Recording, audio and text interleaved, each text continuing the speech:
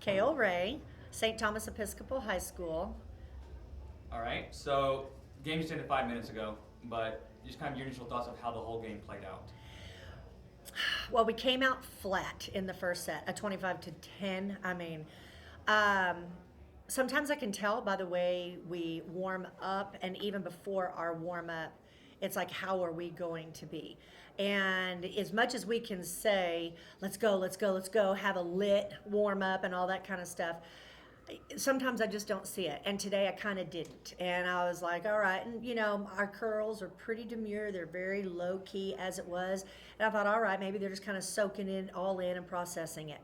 No, it was not good. So in the second set, we talked about basically 75% mental, 25% physicality.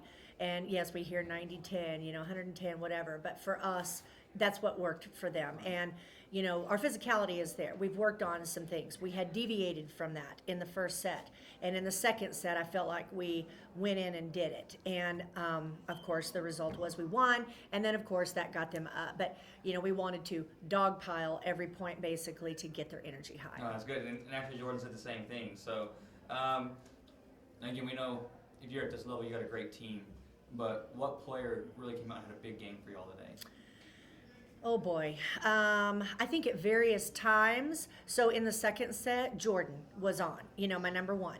And then Jordan likes to get so excited that sometimes she has a hard time containing that excitement. And then, of course, we saw that, at the end of one of our sets, even though we were able to finish it in our third set. Kathleen is number 11, is a phenomenal blocker, phenomenal player. And I think that we've been struggling a little bit with her positioning on the block, but today she really put that block up there to where their strong outside hitter really didn't have many places to go. Right. Rachel, number 12, she's just such a smart kid, and she puts the ball in place. But I will also, and Gia, number 8, Gia just is always going to fight for it. But my number 2 and my number 5, they are just such sweet little girls, and they're just along for the ride. And I'm so proud of them because there was a couple of things that they did that's a high level play, and I just can't say enough about them when they do that. So out of your 7 players, I think you knocked them all out right there. So. Well, our 7 number came off the bench. She doesn't. Yeah. So anyway. No, that's good though. No, that's awesome. It's great. So. Got to play tomorrow. Yes. I know you watched the game before you with Lubbock Trinity. I did. So, kind of your first thoughts, at Lubbock Trinity, and what do y'all need to do to get it tomorrow? Well, I don't want to say anything against Pantego, but I felt like, especially in the beginning, they didn't give Lubbock Trinity much, even have to do. So I wanted to see more of what they were actually capable of doing. I know they've got some really strong outside hitters hitting line, but as I'm well aware, I'm sure they're sitting up there watching my blockers too. So we're going to make sure that Kathleen can take care of that, and and Rachel too. She does a phenomenal job, but we cannot come out in that first set dead. There are no ifs, ands, or buts.